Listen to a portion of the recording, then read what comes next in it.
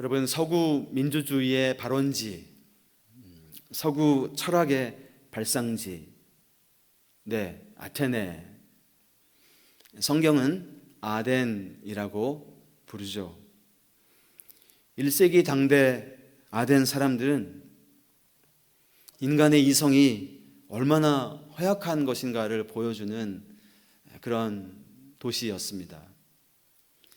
이성과 철학에 몰두한 아덴 사람들, 그러나 한편으로 기껏해야 알지 못하는 신에게 절하는 우상 숭배자들이었고, 온갖 감각적인 금은세공 신상에 경배하는 짐승 같은 영적인 무지에서 헤어나지 못한 상태였던 겁니다. 그야말로 아덴은 한편으로는 높은 정신적인 사유를 추구하고 있었다 하지만, 또 다른 한편으로는 참으로 어처구니 없는 반이성적인 우상 숭배가 뒤범벅이 된 그런 모순 덩어리였습니다. 하나님을 떠나 우상 숭배하는 자들의 정신적인 한계를 드러내었고, 모든 죄인들의 전형을 보여주었습니다.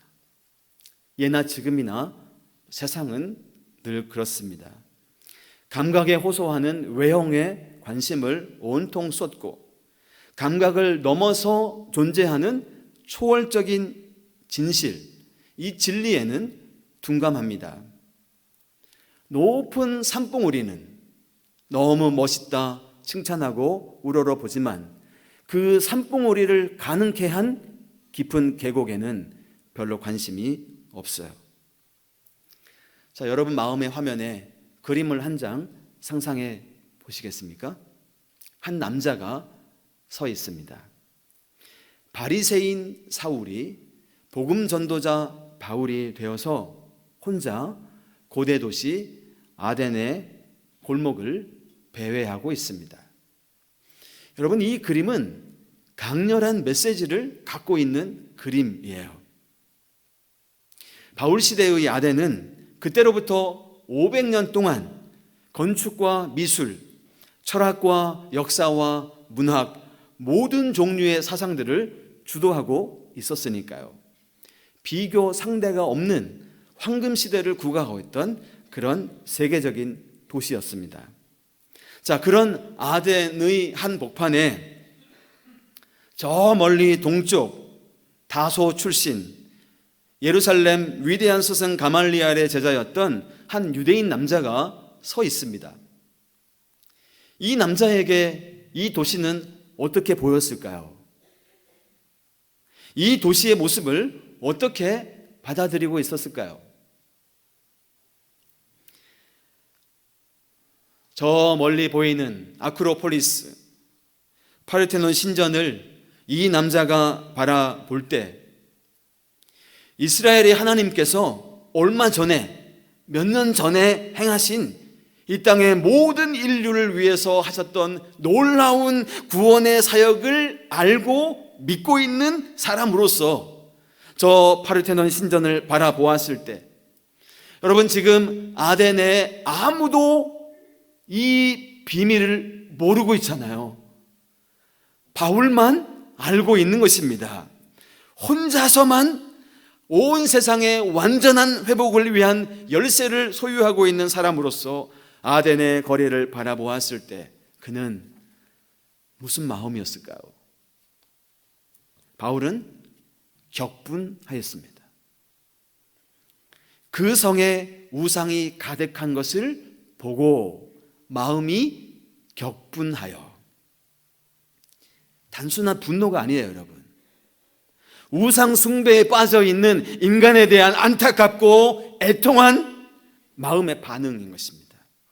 그가 아덴에서 바라본 것은 아름다운 모습, 웅장한 건축물들이 아니었어요. 그는 지금 관광객으로 아덴에 서 있는 것이 아닙니다. 우상이 가득 차 있는, 우상으로 완전히 뒤덮여 있는 타락한 도시를 보고 있는 것입니다. 수많은 신전들, 신상들, 제단들이 거기 있었죠. 파르테논 신전 안에는 거대한 금과 상아로 만들어진 아테네 여신상뿐만 아니라 주피터, 비너스, 머큐리, 바카스, 넵툰, 다이아나, 수많은 신상들이, 여러분, 그렇게 하나님을 향하지 않는 아름다움은, 하나님을 등지고 있는 웅장함은 결코 바울을 감동시키지 못했습니다. 오히려 도시 전체를 감싸고 있는 이 우상 숭배를 바라보면서 화를 분출하였고 슬픔과 분노를 격발한 것입니다. 여러분, 그것은 오직 하나님께만 올려드려져야 될 영광과 충성을 이 거짓된 우상들에게 바치고 있는 이 어둡고 타락한 도시를 바라보았을 때 하나님의 이름을 위한 이 깊은 영적인 질투심이 불러일으킨 우상 숭배에 대한 혐오감이었습니다. 그렇습니다, 여러분. 우리들의 삶에서도 우리 주님의 위치가 부인당할 때마다 우리도 내적으로는 깊은 상처를 받고 거룩한 질투심이 일어나 주님을 위해 격분해야 되는 것 아닌가요?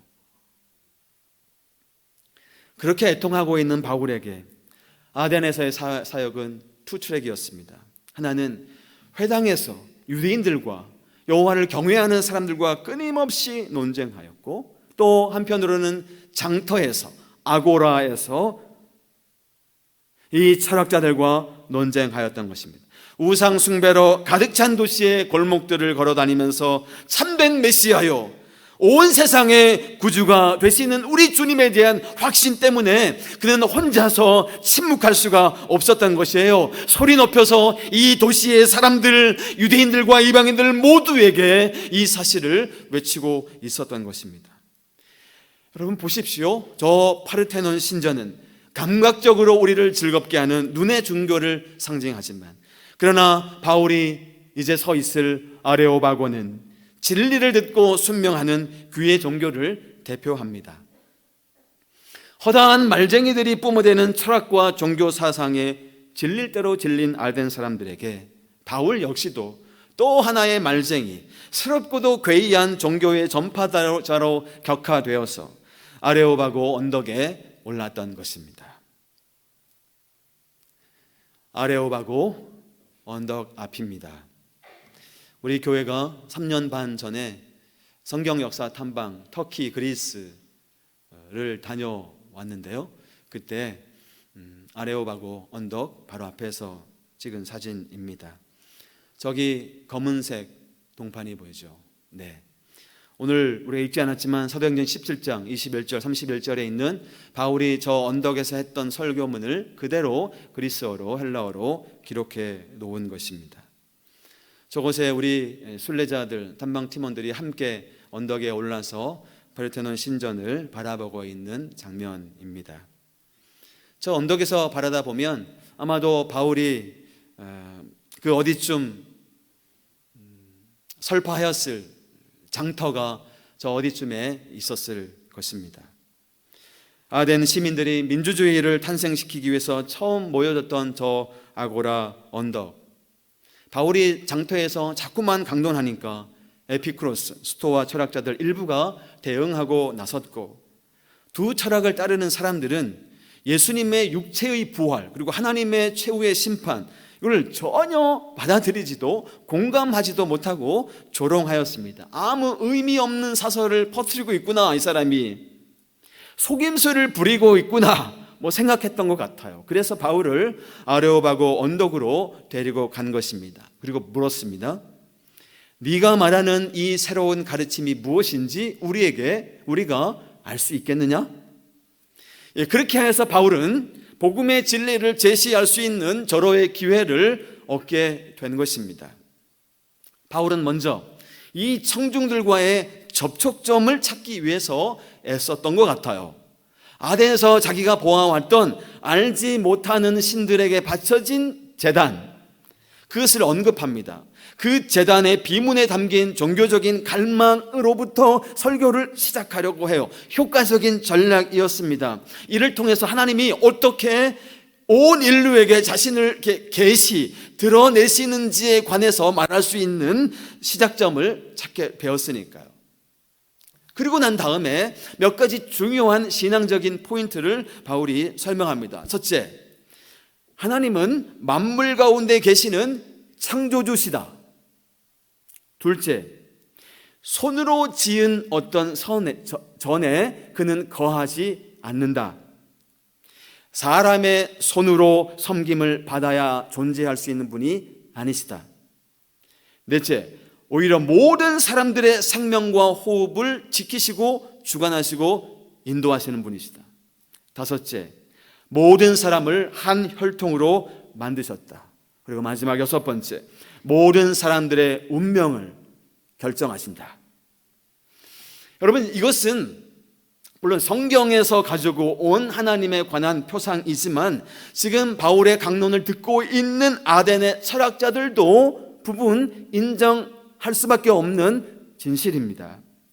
만물의 근원을 이데아라고 주장했던 플라톤의 주장에서 보더라도 크게 이상한 것은 아닙니다.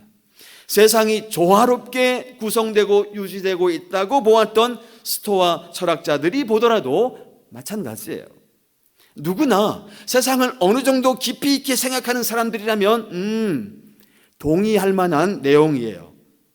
바울은 그것을 이렇게 표현했습니다. 이는 사람으로 혹 하나님을 더듬어 찾아 발견하게 하려 하심이로되 그는 우리 각 사람에게서 멀리 계시지 아니하도다. 여기까지는요 차이가 없었어요. 아덴 사람들이나 바울이나. 근데 그 다음이 문제였습니다.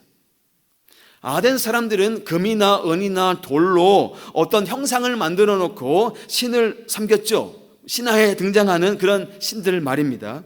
바울은 그것을 가리켜서 사람의 기술과 고안으로 만들어진 것, 루터의 말을 그대로 따르면 예술과 사상으로 만들어진 것입니다.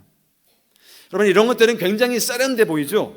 존경할 만하고 그만한 대가도 받습니다. 지금도 어떤 화가들의 그림은 수억 원, 수십억 원을 호가합니다. 인류는 그런 기술과 예술 사상을 발전시키면서 성장해 왔고 그것이 잘 발전한 나라를 선진국이라고 말하기도 합니다.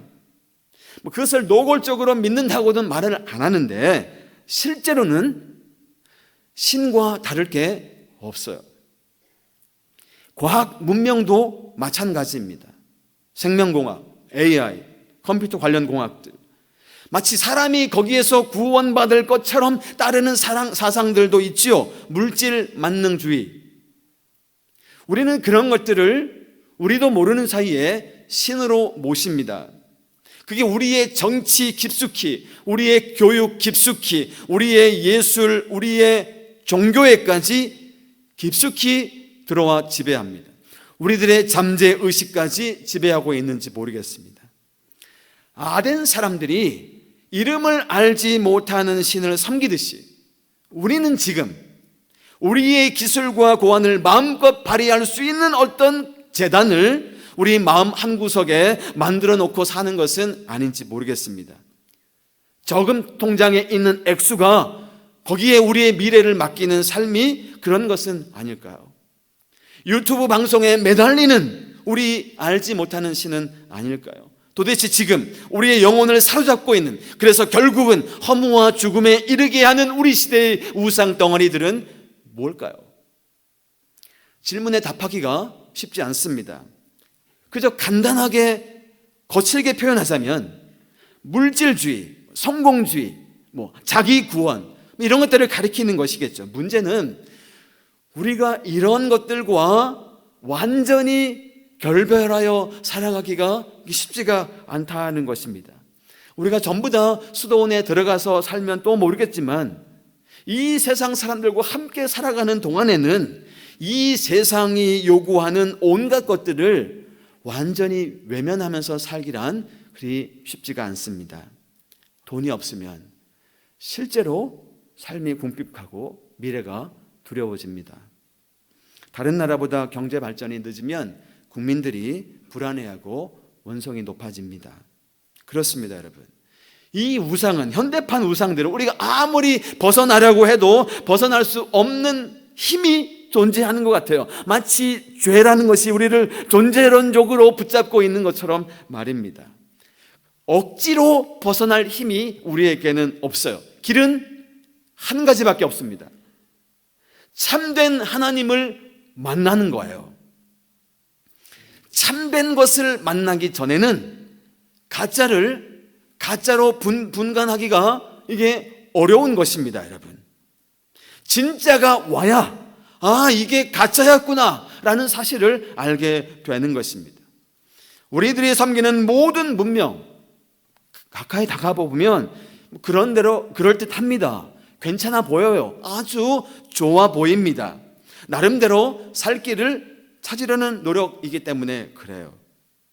하지만 그게 우리 인간들의 한계이고 실존이기도 합니다.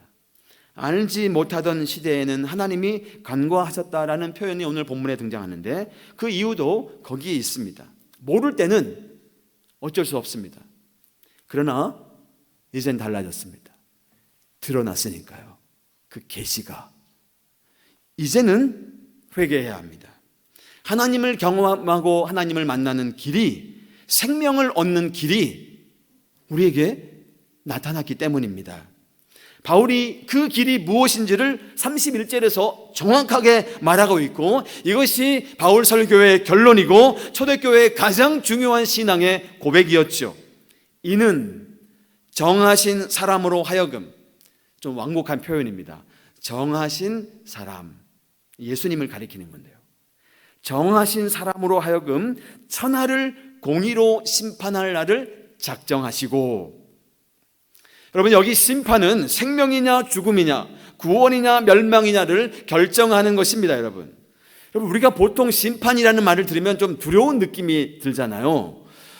판사가 피고인을 감옥에 보내거나 혹은 옥황상제가 잘못을 저지른 사람들을 지옥에 보내는 무슨 그런 일로 우리가 생각하기 때문에 그래요. 물론 성경에 그런 이미지, 그런 상징이 있는 것은 맞지만 그것은 생명의 결정권이 우리 하나님에게 있다는 사실에 대한 비유인 것입니다.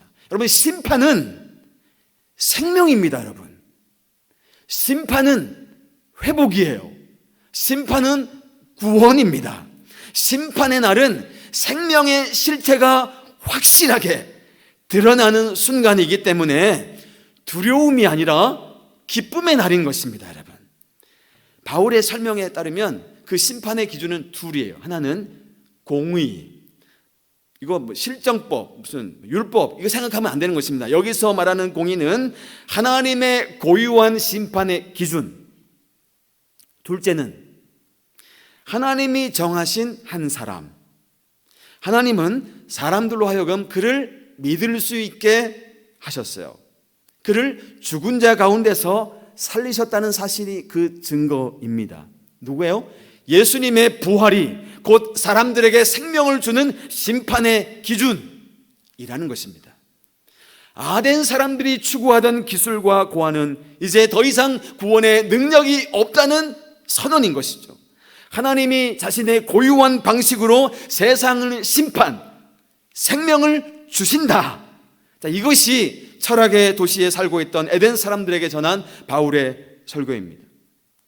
지중해 연안에 있는 모든 사람들에게 초대교회가 전한 복음의 진수이고 오늘 우리들이 붙잡고 있는 신앙의 고백입니다.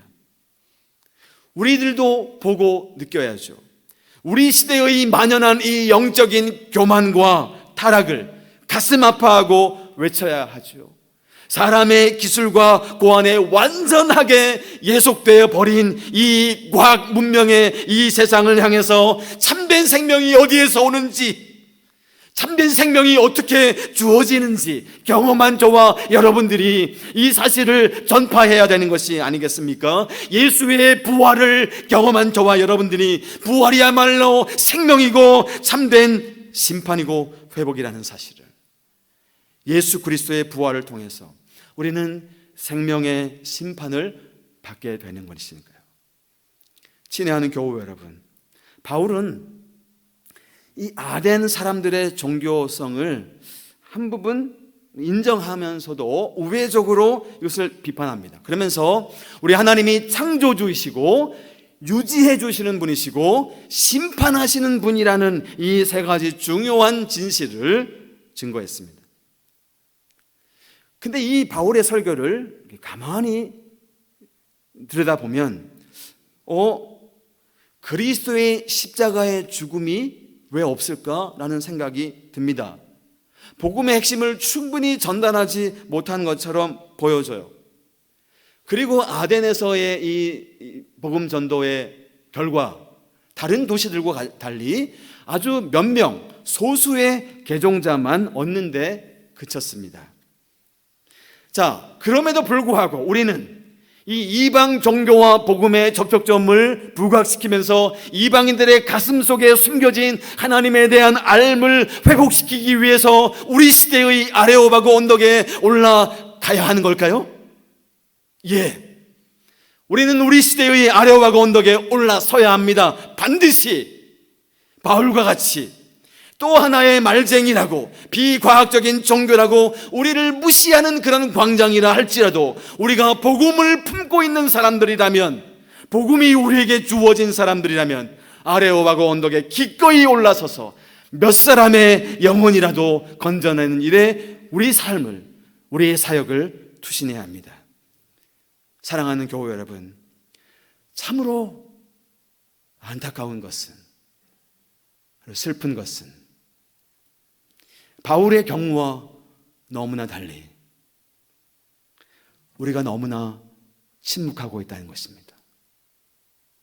우리 시대의 실제적인 필요와 기회들에도 불구하고 더욱더 타락하고 더욱더 어두워진 우리 시대를 바라보고 있음에도 불구하고 혹여 우리 현대의 그리스도인들이 태평하게 침묵을 지키고 있는 것은 아닌지, 현대의 그리스도인들이 마치 듣지도 보지도 못한 상황에 있다고 생각하고 있는 것은 아닌지, 왜 예수님의 이 선교의 대명령, 이 명령을 들었음에도 불구하고 못 들은 채 하고 이 증인의 삶을 포기하고 잠자코 앉아 있는 것은 아닌지, 여러분, 그 이유가 뭘까요? 우리는 왜 그럴까요? 이유는 우리가 바울이 느낀 것처럼 느끼지 않기 때문에, 바울이 말한 것처럼 말하지 않는다는 것입니다. 우리는 바울이 느꼈을 그 분노를 경험한 적이 있나요? 천안 시내 골목골목을 달아다니면서 바울이 느꼈을 타락한 도시를, 어두워진 도시를 보고 느꼈을 그 마음의 슬픔과 분노, 그 질투심을, 하나님의 질투가 우리에게서 일어난 적이 언제 어떤가요? 하나님의 이름이 거룩히 여김을 받으시오만 우리가 기도를 하지만 그분의 이름이 조금이라도 모욕당하는 것에 우리가 별로 신경을 쓰지 않은 것 같습니다. 바울처럼 말하지 않는 이유는 바울처럼 느끼지 않기 때문이고, 바울처럼 느끼지 않는 이유는 바울처럼 보지 않기 때문입니다. 바울이 아덴의 골목길을 돌아다녔을 때 하나님께서만 받으셔야 될 영광과 합당한 충성을 이 거짓 우상들에게 바치고 있는 사람들을 바라보았을 때 보고 또 보고 생각하고 또 생각하고 마침내 그 안에서 거룩한 질투심, 거룩한 분노의 불길이 그의 영혼을 완전히 사로잡게 되었던 것. 여러분, 우상은 과거에만 존재하지 않습니다. 2000년 전 우리들보다 훨씬 원시적인 사회라고 우리가 말하는 그 사회에만 존재하지 않습니다. 지금 훨씬 더 정교하게 수많은 우상들이 우리 앞에 존재합니다. 우상이란 뭡니까, 여러분? 단순하게 말해서 하나님 대체물, 신의 대체물이에요. 하나님이 계셔야 할 자리에 위치해 있는 어떤 사람, 어떤 물건, 어떤 생각, 이거 다 우상이잖아요. 탐심, 우상입니다. 이데올로기, 우상이죠. 명예, 돈, 권력, 마약, 일, 오락, 문화, 예술, 심지어 종교까지. 우상은 항상 도시에서 더 득세하는 것 같습니다. 바울은 그런 도시 아덴을 바라보며 쓰라린 고통의 마음을 가졌던 것입니다. 사랑하는 여러분, 우리들은 현대적인 이 우상 숭배적인 도시들, 저 서울과 부산과 광주와 우리가 살고 있는 이 천안의 타락에 대해서 격분한 적이 있나요? 하나님을 떠난 다음 세대의 무기력과 우울과 슬픈 그들의 눈망울을 바라다보며 참으로 하나님 앞에 애통한 적이 언제였던가요? 하나님께 드려야 될 합당한 영광과 충성을 우상들에게 바치고 있는 이 미쳐버린 문화를 바라다보며 슬퍼하며 분노한 적이 언제였나요? 올 한 해 전도하는 공동체라는 슬로건을 내건 것은 이러한 애통과 슬픔과 질투와 분노의 마음을 하나님 우리에게 주시고, 그러나 그 마음을 따뜻한 마음으로 아레오바고 언덕에 올라서 우리 시대의 수많은 사람들에게, 아덴 사람들에게 그 복음을 담대히 전하는 그러한 우리 한 사람 한 사람, 우리 공동체가 되기를 바라는 기도인 것입니다. 그렇게 이번 한 주간도 복음을 부끄러워하지 아니하고 우리 주님의 이름, 그 능력의 신비를 마음에 품고 증거자로 살아가는 저와 여러분들이 되기를 축원합니다. 기도하겠습니다. 하나님 아버지, 우리들도 아덴을 바라보았던 바울처럼 그런 눈, 그런 마음으로 우리가 살고 있는 도시들을 보게 하여 주시고, 그래서 애통해하며 안타까워하고 슬퍼하며 분노하며 그 마음을 따뜻한 사랑의 마음으로 이 도시 사람들에게 전하는 증거자 되게 하여 주옵소서. 특별히 슬픈 눈을 가지고 학교를, 학원을, 우리 동네 골목길을 걷고 있는 우리 다음 세대 자녀들에게 주님 생명의 빛으로 함께 해주시고, 하나님 그들을 지으셨을 때 불어넣으신 생명과 활력과 기쁨과 감사, 놀라운 그런 환희의 능력이 온전히 발휘될 수 있도록 하나님 우리 교회를 사용하여 주옵소서. 하나님께서 우리와 함께 해주시는 것을 믿으며 예수님의 이름으로 기도합니다. 아멘. 그렇게 우리를 찾아오신 주님, 우리의 눈을 열어주시고 보게 하여 주시고 슬픈 마음으로 주님을 부르는 사람들에게 예수의 이름을 증거하는, 전하는 그런 이 놀라운 이 사역, 우리가 반드시 해야 하는 이 사역을 감당하는 저와 여러분들이 되기를 바라는 마음으로 우리 다 같이 일어나셔서 슬픈 마음 있는 자, 몸과 영혼 병든 자 누구든지 부르시오, 예수의 이름을 부르시오. 거기에 구원이 있습니다. 우리 함께 찬양하겠습니다.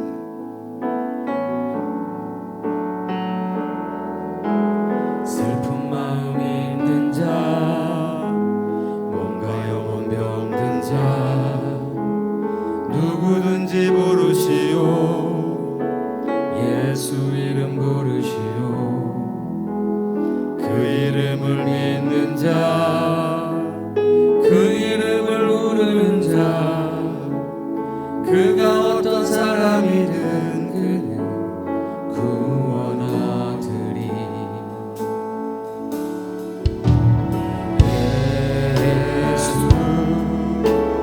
예수, 오 능력의 그 이름 예수, 나 외쳐 부르네.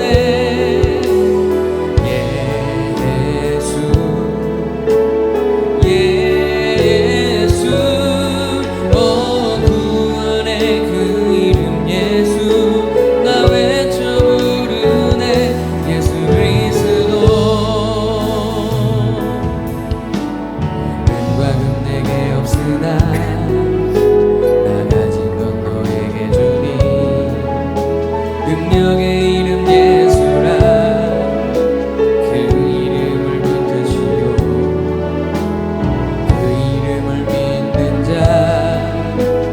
그 이름을 외치는 자 그가 어떤 사람이든 그는 주의 영광 보리라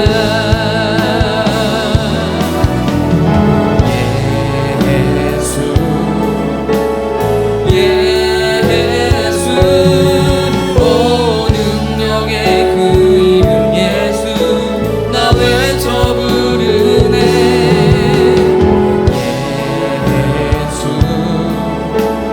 예수 오 구원의 그 이름 예수 나 외쳐 부르네 예수 그리스도 예수 예수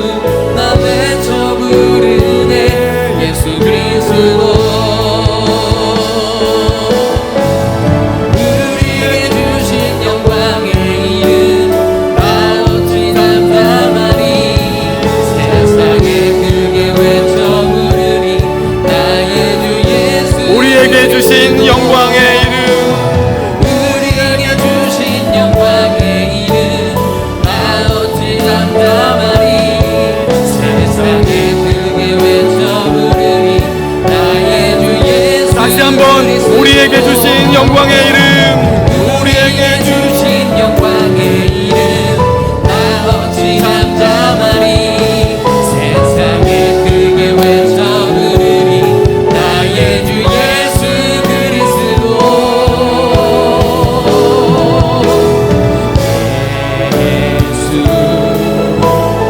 예수 오 능력의 그 이름 예수 나 외쳐 부르네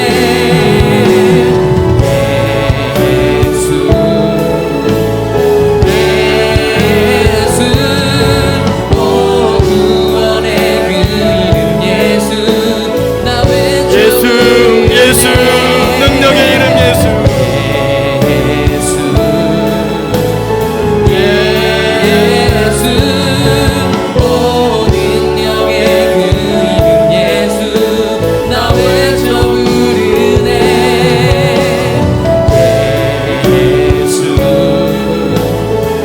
예수 오 구원의 그 이름 예수 나 외쳐 부르네 예수 그리스도 우리 함께 기도합시다. 주님 우리도 바울이 아덴을 바라보았을 때의 눈빛 그 마음의 심정을 우리에게도 주셔서 하나님 우리가 살고 있는 도시들을 우리가 누리고 있는 이 문화들을 특별히 우리 자녀들이 살아가고 있는 이 현실을 보게 하여 주시고 하나님 하나님의 질투심 있게 하여 주시고 거룩한 분노가 있게 하여 주시고 이대로는 안 된다 이대로는 우리의 자녀들에게 이런 세상을 이런 문화를 남겨줄 수가 없다라는 그런 애통해하는 마음으로 그러나 주님이 우리에게 주신 따뜻하고 뜨거운 심장으로 그렇게 세상을 위해서 향해서 예수가 부활하셨다 예수님의 부활이 우리에게 생명입니다 라고 전하고 간증하고 전파하는 사명을 감당하게 주여 우리 가운데 허락하여 주옵소서 동행하여 주옵소서 우리 다같이 기도합시다 주여 예수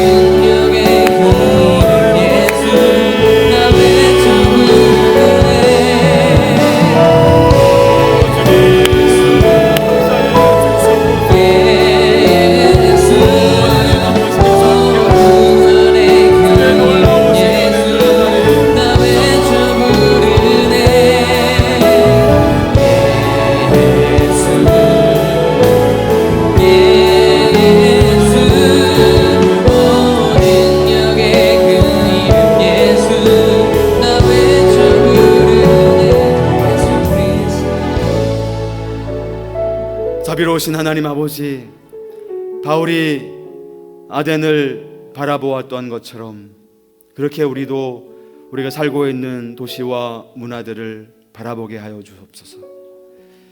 바울이 아덴에서 느꼈던 것처럼 우리들도 천안에서, 서울에서, 청주에서, 대전에서 보고 느끼게 하여 주옵소서.